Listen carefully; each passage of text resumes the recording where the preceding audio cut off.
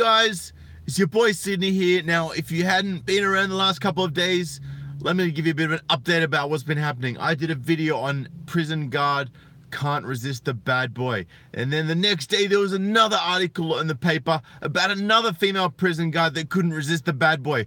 So I made it into prison guard can't resist the bad boy 1 and prison guard can't resist the bad boy 2. And then yesterday I came across a stunning case over in the US of 13 female prison guards enabling this one gang, and 4 of them were pregnant with the one guy's child. One of them was on their second child. 2 of them had the guy's name tattooed. One had it on the neck, one had it on the wrist. Just incredible, right? And I've got another story for you today. And guys, you want to hang around for this one, okay? Don't skip out to the end of this video, because I promise you it'll be worth your while. And go check out the previous videos, Prison Guard Can't Resist the Bad Boy, on Sydney MGTOW's channel, right here. Prison guard Jody Marsden revealed as one-punch killer Kieran Loveridge's alleged lover. The prison guard accused of having an improper relationship with cowardly one-punch killer Kieran Loveridge is an Iron Woman competitor who is almost a decade older than the Supermax inmate. And for those of you who don't know what Supermax is, that is a prison in Goulburn, outside of Sydney, and it's Australia's most high security prison to the best of my knowledge. A Corrective Services New South Wales internal investigation is focusing on an alleged relationship between the 21-year-old inmate and 30-year-old prison guard Jody Marsden. The alleged affair occurred at the 2-to-a cell, that means 2 people in one cell, Mid-North Coast Correctional Centre before Loveridge was moved to the notorious Goulburn Supermax prison last month. This is the guy Kieran Loveridge, right? He's in his early 20s, right? But don't be fooled. This guy's no simp. He's a killer, right? And this is her. Miss Hypergamy. The centre houses more than 500 prisoners, and investigators have confirmed they are now trawling through CCTV footage. Loveridge, who is serving a minimum 10 years jail sentence after fatally punching Thomas Kelly in King's Cross in 2012, remains in Supermax jail after he was sent to the maximum security facility for disciplinary reasons. Here's another couple of photos of this chick. All right, see, she's starting to hit that wall there. All right. Police allege Loveridge was last month involved in the assault of a 31-year-old prisoner, in which he stomped on the man's head. So this woman is sleeping with an inmate who stomps on people's heads. Classy lady, classy. A New South Wales police spokeswoman yesterday told the Daily Telegraph Loveridge had been charged with reckless, grievous bodily harm over the alleged assault at Kempsey on March 10. The attack, allegedly committed with another prisoner, sent the victim to hospital, reportedly suffering a fractured eye socket. He is a bad boy. The Daily Telegraph can reveal the investigation into what has been described as Ms. Marsden's. Now, let me tell you what Ms. means. It means she's never been married and she doesn't want to admit it, because she doesn't want to say her name is Miss. Either that or she's divorced and she doesn't want to admit that either. Alleged improper relationship with Loveridge will focus on information made available by other guards and CCTV camera footage. Ms. Marsden, who is suspended with pay, is an avid fitness trainer who lives in a beachside community on the state's mid-north coast.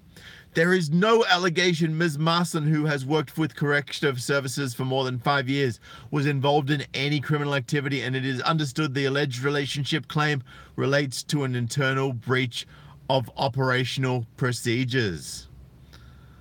Another couple of photos of this one here. There we go. When approached by the Daily Telegraph yesterday, Ms. Marsden said she had no comment to make about the investigation.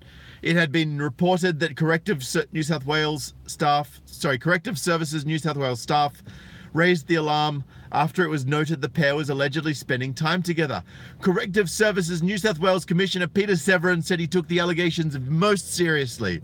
Loveridge was initially jailed for just 4 years for the death of Kelly, who he punched once in the head in an unprovoked attack in King's Cross in 2012. Mr. Kelly, 18, suffered critical head injuries, which eventually saw his life support switched off 2 days later. Following widespread public outcry of what was seen as a lenient sentence, the Department of Public Prosecutions appealed, which was upheld and resulted in Loveridge being handed a lengthier sentence. There we go. Another couple of this one. There we go. That's a Facebook photo if I ever saw it. Oh yeah, here we go. Here we go. Picture, Facebook, profile photo, obviously. He said investigators were making extensive inquiries that included the examination of electronic prison records and CCTV footage. Mr. Severin said Corrective Services New South Wales had strict and very clear policies and procedures governing how correctional staff should interact with inmates. But it doesn't say that it is clear policies and procedures ruling how they have to interact with inmates. Unbelievable. We will fully investigate any suspected breach, and if it is confirmed, we will not hesitate to apply the full force of available sanctions, which include dismissal. Oh, I bet she's so scared about being dismissed after she's been riding the bad boy dick for how long? Loveridge is due to appear at Goulburn Local Court on May 27 for the reckless, grievous bodily harm charge. Now, hold on, guys. Don't leave just yet. And while I'm getting this up, smash that thumbs up. Now, I'm not a big fan of Vice, but this time they've actually come up with an incredibly accurate article. One that doesn't seem to be biased. One that actually sounds like, wait for it, the truth. And yes, Cave Creature, they do have female wardens at a male prison. Ridiculous, right? Why do female prison guards keep having sex with inmates? We asked a female corrections officer and a longtime prisoner for some perspective on why and how inmates manipulate the people who are supposed to be overseeing them. As incarceration numbers have topped out in recent years thanks to what looks like the beginning of the end of the war on drugs, women have gained a stronger foothold in the prison industry, getting jobs that, like so many others in America, have traditionally been dominated by men. But along with that progressive change has come a steady drip of lurid tales about sex between guards and inmates. Last week, Ciara Jones, a guard at the St. Louis City Jail, was charged with 3 counts of sexual contact with an inmate, each punishable by up to 4 years in prison. Good to see America is actually punishing this shit, unlike Australia, the soft cocks. And I'm Australian, so imagine how I feel about it. We probably shouldn't be too shocked, though. There is no rule, regulation, or state of affairs a savvy prisoner cannot subvert. This has been proven many times over and is confirmed when you talk to long-time inmates. I love when I see a new, young, and naive female working in prison, says a convict we'll call Mac. Mac has spent the better part of the last 20 years in and out of state, federal prison. He's in his 40s, a born and bred criminal who is all about what others can do for him in the here and now. I met many people like Mac during my 21 years of incarceration. Sharks who prey on the vulnerable, exploiting anyone who fits the bill to their own nefarious needs. Or own nefarious ends. Sorry, I'm getting a bit excited here and reading ahead. Who fits the bill to their own nefarious ends. Fans of HBO's Oz will recall that Ryan O'Reilly, the Machiavellian character played by Dean Winters, the guy in all those Allstate insurance TV spots, had sex with at least one guard to secure advantages inside. It doesn't even matter if she is pretty. I mean, that helps, but all that matters is if she is game, Mac says. And by game, Mac means down with whatever she wants the guard in question to do. Bring in contraband, items like tobacco, cell phones, and drugs, or even have sex with him. It starts out with a little flirting at mail call or asking a guard if her office needs cleaning. Don't go away, guys, it's getting to the good bit. Then the prisoner can start asking for little favors like being allowed to eat early or for the guard to look up something on the internet. But how do guards let themselves get involved with their charges? Quote, I believe that a lot of the times the females that engage in this type of ethical suicide have major issues going on with themselves before they are even hired. End quote. You think? Tamara, a former corrections officer who has moved into a prison administration at a Midwestern facility, tells Vice, and I quote, a lot of them are single mothers who are looking to fill a void in their lives, whether it be not having a spouse or a father figure on the outside. Boom! That's what the problem is. It's single mothers at it again. I knew there had to be single mothers in there somewhere. But that's not me saying it. That's just me speculating, right? Tamara's the one talking about it. Tamara, the female, she's seen it. She works in the industry. She's in the administration of the prison system. She knows what's up. She's calling out the facts. And convicts like Mac know how to play right into that. Mac says, shit, I can be their daddy, I can be their man, their boyfriend, best friend, or whoever they need me to be. End quote, he says. Quote, as long as they get me what I want, I can be whatever and whoever they need me to be. It's all a game, really, a trade-off. I know nobody does nothing for free, and if I got to sex one of these broads down to get her to bring stuff in for me, then you know what time it is. Yeah, that's right, he knows what time it is. Mac knows what time it is. With minimal training, some of these women are being thrown into the lion's den without the tools to succeed, and the hiring practices of prisons don't help the situation. Well, with minimal training, men are thrown into the same situation, but you don't see the same shit happening.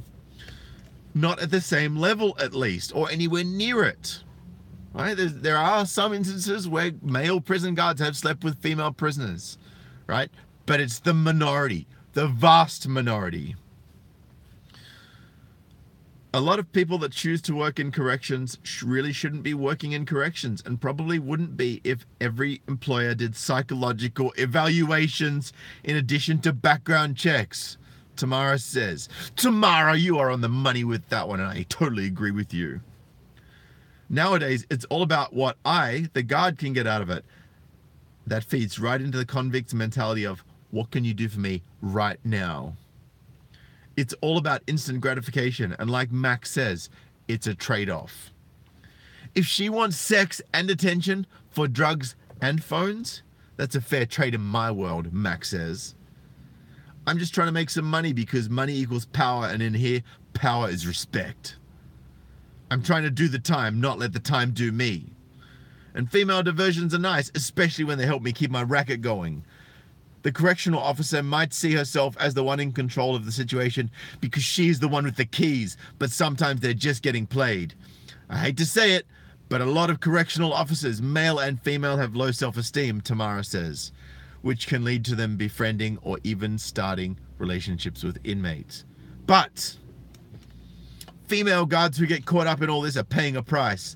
I saw numerous female guards lose their jobs and get walked out of the prison during my incarceration. A lot of this sort of thing is swept under the carpet by prison officials, leaving fellow guards to speculate about what exactly inspired the dalliance. According to Tamara, the appeal is, and I quote, a combination of getting away with something that is forbidden, the rush of being with someone as hardcore as an inmate, and the false sense of control that they think they have over the situation, but not necessarily over the inmate. They may have lost all sense of control over every other aspect of their lives, and this form of relationship is something they think they have control over by not getting caught by their superiors or other inmates. Guys, hang on, I've got a juicy bit at the end for you. With better training, higher standards, and the proper psychological evaluations, these episodes might be prevented, and they should be stopped, because the only ones benefiting are the most manipulative portion of America's massive prison population. Now guys, my first episode that I did on these prison guards not being able to avoid the bad boys, not being able to resist them, I've actually got some more information. Not only was she married, not only does she have 2 kids, but she is currently pregnant with inmate's child. unbelievable. This is crazy stuff. Anyway, guys, look, I'm going to go in. I'm just at a Shell service station right now. They've got, for those of you guys in Australia, they've got really good coffee for $1 for a small, $1.50 for a medium, and $2 for a large. I'm not getting paid for this. I'm just telling you guys, if you want cheap coffee and you want good coffee, they've got some good stuff there. So go check it out, guys. Save your money and use it on important things. Anyway, I'm going to bounce for now. But, guys, as always, please share this video with other people that you think will get a kick out of it or need to see this to tip them over into going MGTOW to save themselves the heartache and the headache. Send it by WhatsApp, Facebook Messenger, text message, social media. I don't care. Just get the word out there to other men and smash that thumbs up while you're at it. And if you do feel like you would like to contribute to this channel, feel free to head on over to patreon.com/Sydney MGTOW. And donate $1 or $2 a month. You can cancel anytime. If you don't want to, that's totally cool. It's up to you, but I do appreciate it if you are able to spare it, because I do spend more money running this channel than I receive in donations. And look, guys, I'm not mad about that. It's totally fine. I do this for the love, but if you can help out a little bit, that'd be cool. And I just wanted to say hello to who we got here. Sithanet Sith. We've got Whatever Might Work, Janet. Good to see you, Janet. Hope your son's doing okay. PM, Marcel's Art, Cave Creature. Who else have we got here? Live Free, and First Last, my man. My biggest fan. It's very, very humbling, my brother. I appreciate that. And DB Cooper. And I thought I saw Marcel Harding in the house. Yes, I did. Marcel's Art, and Thomas, and MGTOW Farmer. Rick James, my man, and Rono. Good to see you, Ronicade. Thanks for joining in, brother. All right, guys, I'm out of here for now. I'm going to go get my coffee. But smash that thumbs up, comment if you like, and go check out this series of Prison Guards Can't Resist the Bad Boy. You will laugh your way through every single one of them, and they're only about 10 minutes each, with the exception of this 17-minute video. All right, guys. Peace.